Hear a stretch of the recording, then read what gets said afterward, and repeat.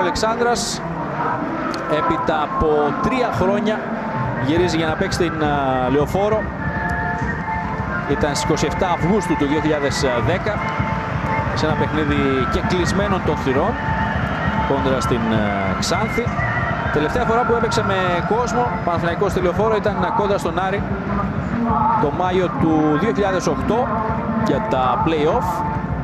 Λάτσιο με τις κίτρινες εμφανίσεις, με την καινούργια εμφάνιση παίκτες του Παναθηναϊκού σε ένα φιλικό από το οποίο ο Γιάννης Αναστασίου θέλει βεβαίως να δει ό,τι καλύτερο διαθέτει η ομάδα ακόμη και από τους παίκτες που ήρθαν τις τελευταίες ημέρες, ενώ βλέπουμε τους δύο αρχηγούς, τον Ζέκα και τον Λεντέσμα, για τις αναμνηστικές φωτογραφίες.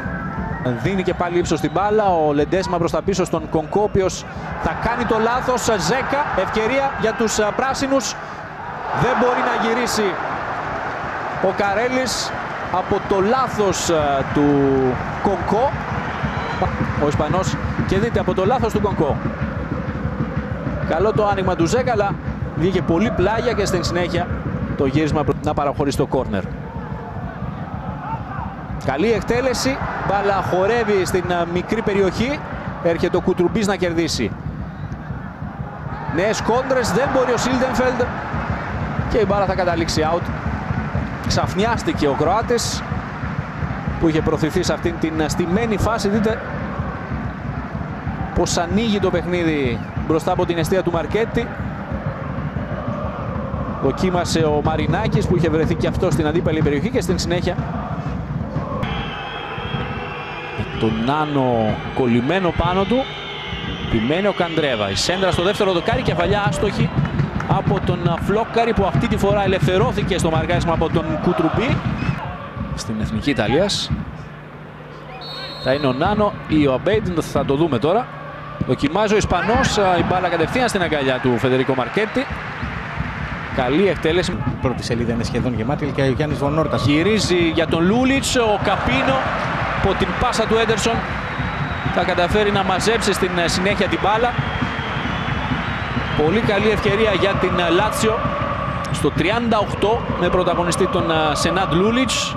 Νωρίτερα όμως δείτε πως γυρίζει την μπάλα καταπληκτικά στο κέντρο της μεγάλης περιοχής ο Έντερσον. Σε επανάληψη με το αριστερό πόδι ο Καπίνο το εκτελεί για τον Καρέλη. Αυτός θα κάνει το σούτ, ο Μαρκέτη στην εξαιρετική απόκρουση, ακόμη πιο μακριά από τον Κονκό. Την κατοχή του Καπίνο και από άλλη οπτική γωνία. Καλό σούτ από τον Καρέλη. Δείτε πως πλάγιασε το σώμα του. Περισσότεροι παίκτες της Λάτσιο για προθέρμανση. Τέλος ο Βραζιλιάνος. Κεφαλιά του Ντίας. Διώχνει ο Νάνο την τελευταία στιγμή πριν η μπάλα περάσει τη γραμμή. Λάτσιο πολύ κοντά στο 0-1. Νεογέμισμα από τον Κονκό. Ντίας, η μπάλα out.